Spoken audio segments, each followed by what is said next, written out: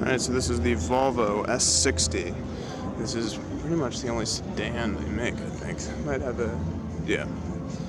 Only sedan they make. This in a nice red color.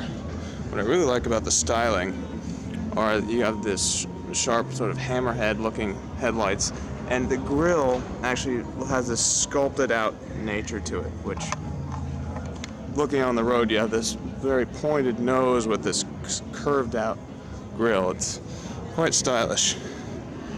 You have the traditional bulges on the hood that's very reminiscent of Volvos of the past. You get 23 city, 34 highway on this thing. Not bad. Let's get into the front seat. Alright, so, okay, that's interesting. The gas pedal has an interesting notch to it. You press it down, and it goes a little bit further. You can hear it, just listen. A little extra notch in there. Digital dash here. Looks like they have a speed limit display on there, so that's helpful, you know, in case you actually want to follow the law.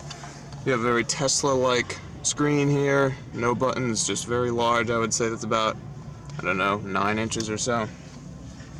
You have a shifter here. Very nice, simplistic. Push button to start down here. That's an interesting place for it. And no paddle shifters. Okay, so the shifting is sequential, like my Mazda.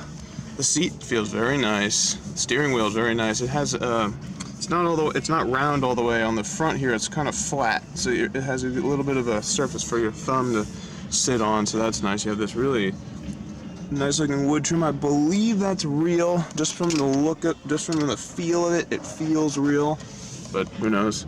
Again, small side mirrors. That's a theme. And, alright, so then let's see how it is behind myself. Oh gosh. Again, ducking, you know, it is a sedan. Interesting, you have, instead of most people, they put the rear vents back here. Volvo put the rear vents on the side here. I guess it's just easier, it's more eye level for the air to get to your head. Now, we got problems. My foot is kind of trapped under the seat. Again, it comes with putting the seat all the way down. If I put my knees towards the edge of the seat, towards the sides, I have about ½ an inch of legroom. So that's not bad. If I try to put it in the middle, I'm hitting the back of the seat. The seat cushion is rather short and it's rather flat. I'm not getting a lot of thigh support, and it does not pass the hair test. God damn it! Now, of course, this is what everybody used to come to Volvo for, station wagons. This is the V60 Polestar. I don't know what a Polestar is. I don't know if it's somebody who's a star on a pole, and I don't even want to know what that means. But I think this is the logo for it. So, V60 now. We got this weird, hey man, that's not a gas pump. I believe this is a hybrid. Yes. Looks like 69, so it's probably, oh, it's a plug-in, so 69 equivalent for the electric mode and 30 overall when it's running on gas. Has these interesting yellow brakes, which I like. Get into this. Now, this, from my last visit, this was the best seat of the entire car show. Main reason, adjustable thigh support. That is amazing. Get into here. Now, what strikes me immediately, and I feel like I'm like in IKEA or something, which is fitting, because I have these yellow seat belts, which just, they stand out, and they remind me of IKEA or Ryanair or some other European something. So, there's a little toggle down here. If I adjust that, it shows up on the screen here. I'm going to go to cushion, and then I'm going to use the buttons, and it'll adjust the thigh cushion extending, which is amazing. There's a little bit of a gap at the base of it though, right there, that you will feel. It's a little bit annoying, but I think on longer car rides this would be nice. As you can see, large bolsters, even a little bit of shoulder support, so it's good. You have these nice paddle shifters on the back here that actually have like a rubbery, suede-ish backing to them, which feels very nice. Very small, standard steering wheel here. It kind of feels like a Honda steering wheel in a little bit. Is this one of those? Oh, here we go. It's another one of those mono-stable shifter things. So we got park again is a button. If you want reverse, here. Neutral in the middle, drive back here. So you'll get used to that over time. Time for the back seat. Let's see. Okay, legroom looks like it's good. A little bit of a drop into the seat here. Okay. Now, feet trapped under the seat. That's fine. Not as bad as some other ones, but you know, I put the seat down. What can I say? Now, the legroom is a little bit better than the S60, which should be expected because this is elongated, and the seat is actually carved out right in here. So on the sides, I get about an inch of legroom. If I put my knees together, about half an inch. And oh my God, it passes the hair test. Even with this sunroof, it passes the hair test. Rear seats are okay. Seat cushion could have been raised a little bit for thigh support, but it passes the hair test, and that just makes me so happy. And it's a wagon, and it's a hybrid. This is a cool car. Yellow seat belts. I'd consider this. All right, this is the Hyundai Kona. This is one of their 2 subcompact SUV-ish offerings. The other one is the Hyundai Venue over here, which is sort of the micro, I would call it a micro SUV. It's not really an SUV, it's just sort of boxy, and it's kind of like the Hyundai Soul in a way. And this is much more of a crossover-ish. I mean, it's raised off the ground, you can see that real well. So it's not a car, but it's kind of a hatchback. Anyways, it's pretty nice looking. Has some nice trim, you know, has a lot of character to the outside of it. Lots of creases and folds and angles, and it's just not bad. We'll get inside here. Now, I have a suspicion about the dimensions of this car not agreeing with the dimensions of myself. But let's see. The steering wheel is very thin. I mean, it's not a sports car. It's not supposed to be.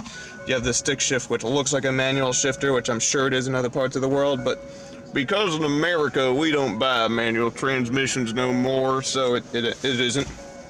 You know, but this is supposed to be a price point kind of a car, so a lot of materials that, you know, just sort of plain and they're not very plush, but that's fine. You're buying this car because you want a car and you don't want to pay that much for it, but you also don't want a car, you want an SUV, so they made this thing. I don't like these things. Into the back seat where, here we go. Okay. Yep, yeah. Actually, surprisingly good footroom, given that I put the seat all the way down. Footroom is not bad in the least. Legroom is a problem. Knees are slammed right in the back of the chair, and the back seat actually feels higher up than the front seat, although I put the front seat all the way down, so there you go. And it does not pass the hair test, even though it's not a damn car, although it is a car. Blind spot is okay. Wow, there's a girl fitting right through that window. That's interesting. And, oh God, I don't like these cars. Why do people buy these things? They're not, it's just, people don't care. That's just it. People don't care. It has no soul to it. It's a very good looking answer to your transportation problems, and that's it. And oh God. No, get a car. And here's the Hyundai Venue that I alluded to earlier. Even smaller than the Kona, so that means the rear seat's going to be extra fun. Let's try it, because I'm a masochist. The steering wheel and hope that alright, does not, it adjusts up and down, does not pull out, out. I don't even know what that is, just a black thing, it doesn't even turn. You have these knobs that just turn forever, and Mr. Regular would not like that. You have the sequential shifter. Wow, look at that, the letters are just painted onto this really cheap plastic. I mean, this is, talk about a price point car. This is the epitome of a price point car. This is, I mean, the ceiling liner. I mean, that's, come on, Hyundai, what do you, I mean, you're Hyundais, what, anyways. Yeah, that's not gonna hurt anybody ever. What I like about this is you have this, like, window, and then there's this, like, essence of something, like, something about this looks like something is supposed to be here, but you didn't get the special option where there was something here, even though I don't think there is supposed to be something there. Oh gosh, here we go. Oh Christ. Alright, we're in the back seat of a, okay, wow. Footroom is okay. Legroom, what legroom? My knees need to be 2 inches further forward than they are, and there's a seat there, and oh god. You turn, you know, it's like, you want to look out the window and you turn left and you see this. Oh, what?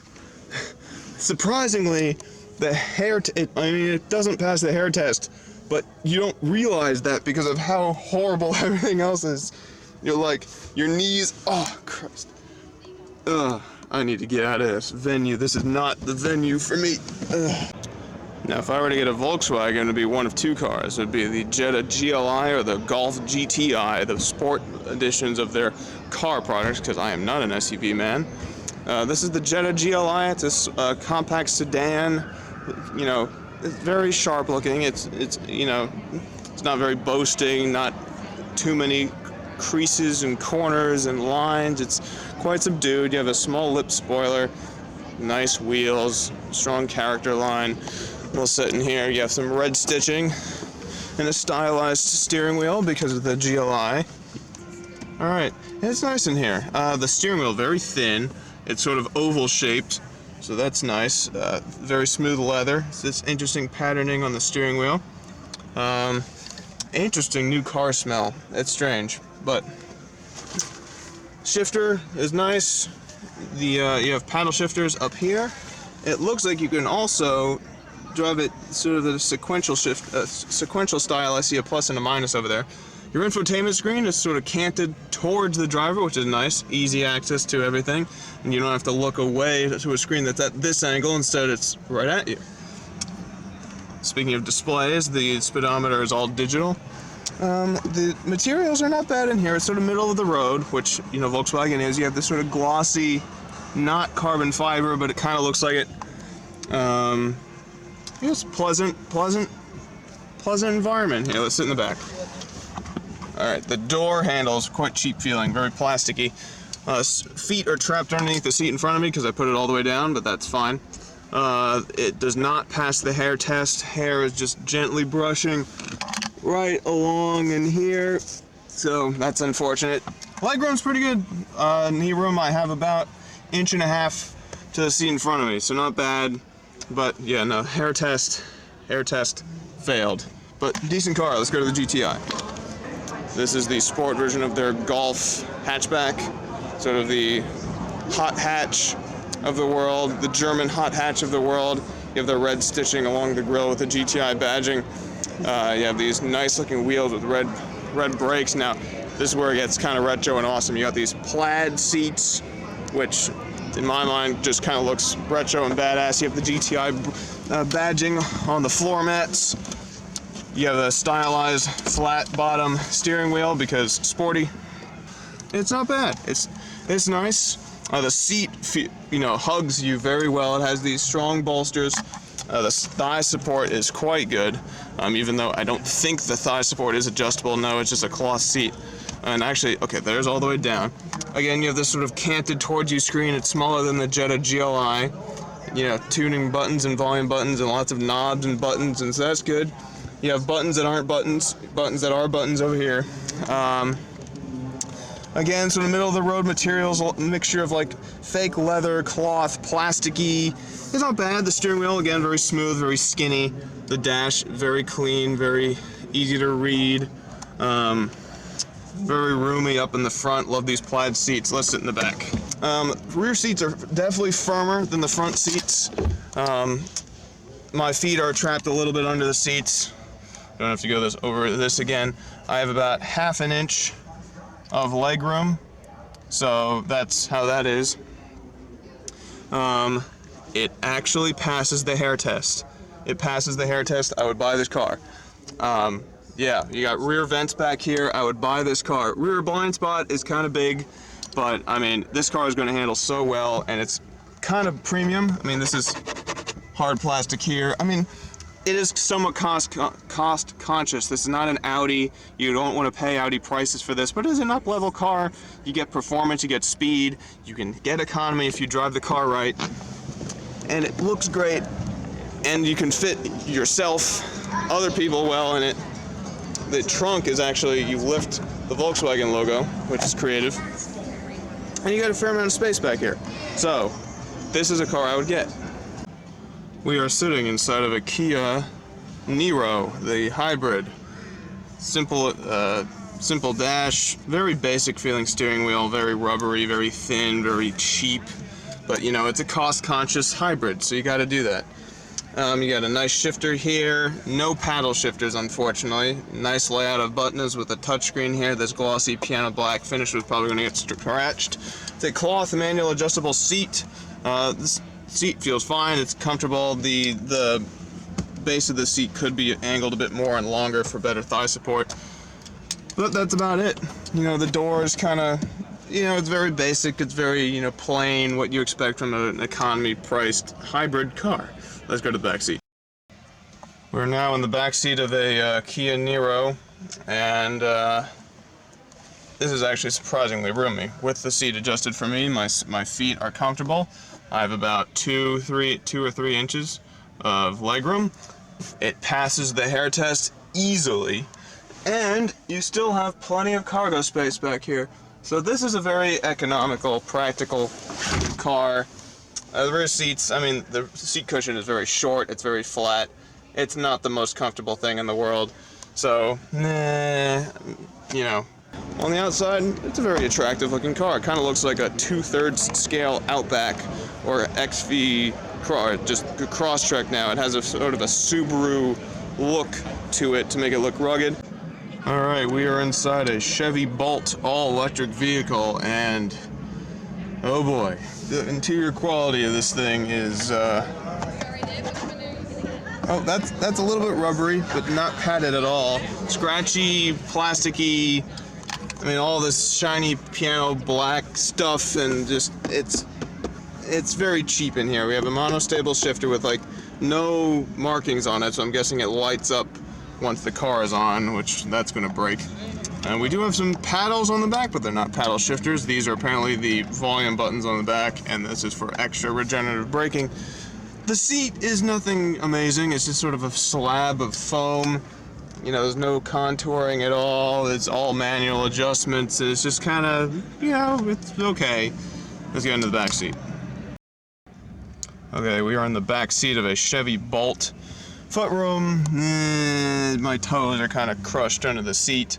We have about 1.5 inches or 2 inches of knee room behind the seat in front of me, so that's fine. The hair test, if you're sitting straight up, the hair is going to brush against the side here, and so that's kind of annoying. I mean, you can see it juts out for no reason. And so, if you lean to the right, it's fine. If you sort of slouch, your knees go into the seat, and then your hair is fine. So it's not the best back here, but hey, you're in an all-electric car with every type of plastic known to man. But you get 200-something miles, 250 miles of electric-only range, so can't complain about that. All right, we are inside of a Chevy Malibu RS. This is a pretty nice car in here. It's very, you know, basic materials, but they're pleasant. So this is a very padded, soft, cheap fabric, but it's padded. You have a nice armrest here. You have some touchy stuff over here. Steering wheel is nice. It has a little bit of stitching around this sort of triangular shaped, so your fingers are rubbing against the stitching the whole time, so that's kind of annoying. Around here it's kind of thin to hold on to, so it could be a little bit better of a steering wheel. Very easy to read gauges, so that's good. You have a touchscreen in the middle here with, looks like a tuning knob, maybe a volume knob.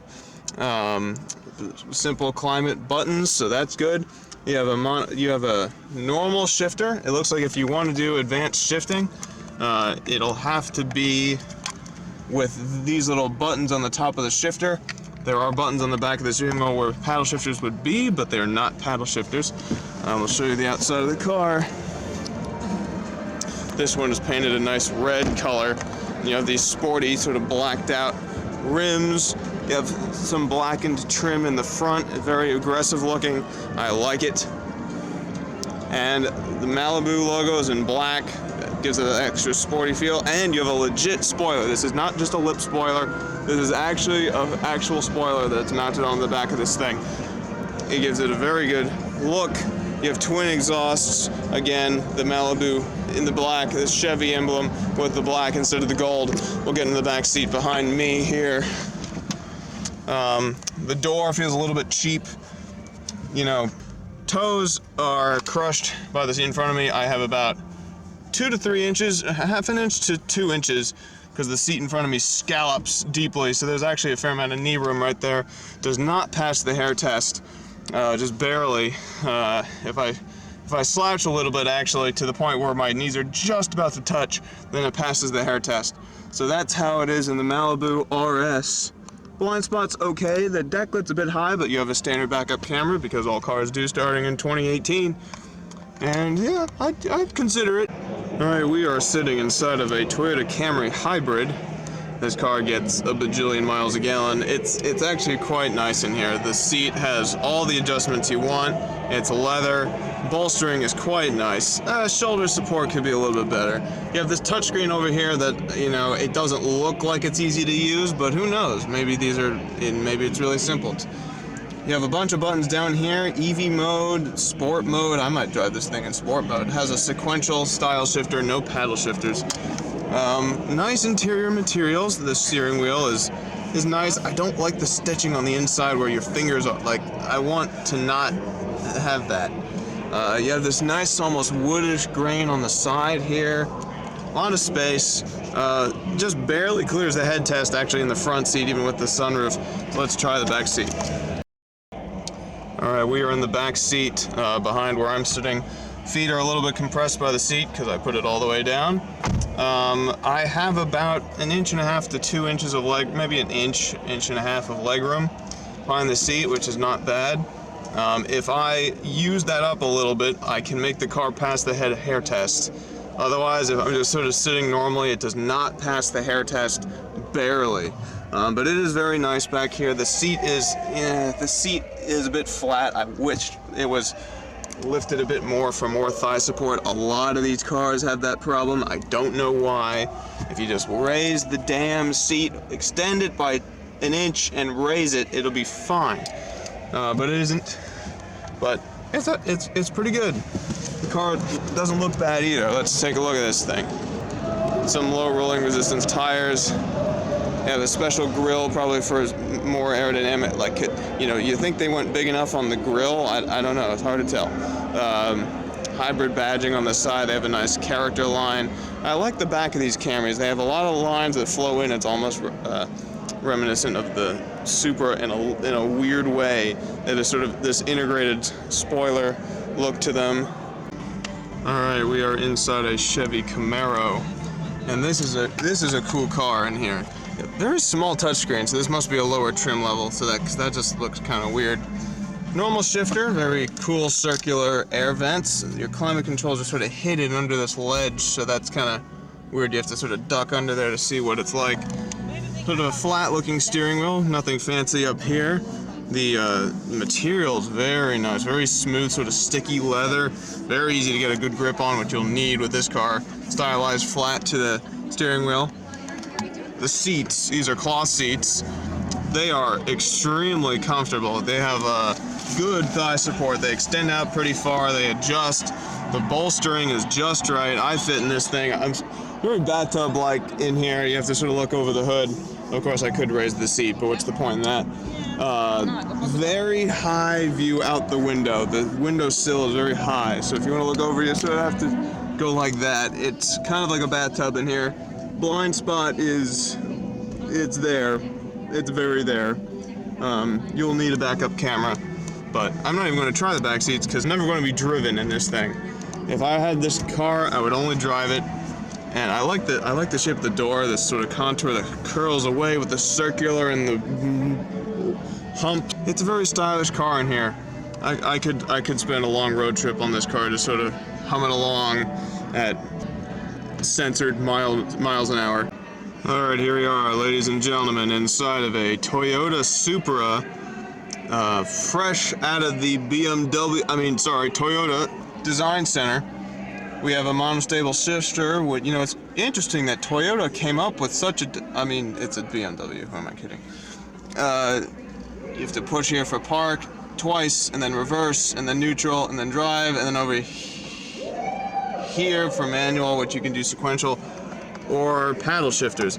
The steering wheel very similar to the Camaro, very flat on the front, very smooth, a little bit textured to it, not quite sticky, but it has a very good grip on it, and you could easily tear this thing through corners. Very sharp, looking console, soft-ish, not super well padded, but it's a nice looking interior. The seats, they have adjustable bolsters, which is nice. They have almost every adjustment you want. They have four-way lumbar adjustment. The one thing that they lack is thigh adjustment. There is just not enough thigh support. The seats are too flat. And they don't adjust up or down, and it's just sad. Blind spot, I mean, it's fairly large, but this car is going to be so fun that you're not going to care about a blind spot. It's on the outside. You have this very curvaceous rear swoop over the rear tire that leads straight into the taillights. That's then complemented on the other side by this integrated rear spoiler. You have dual exhaust with this rear diffuser here, very angry. You have this combination of sharp, angry, and curvy at the same time. It kind of has a Miata essence to it in the sense that it's just very rounded, and yet it has this balance of rounded and aggressive. You have these headlights that sort of look somewhat familiar to the original Supra. And the grille opening, you have a little bit of a snout right there. It's just a very, very nice looking car, and just by looking at it, this thing means business.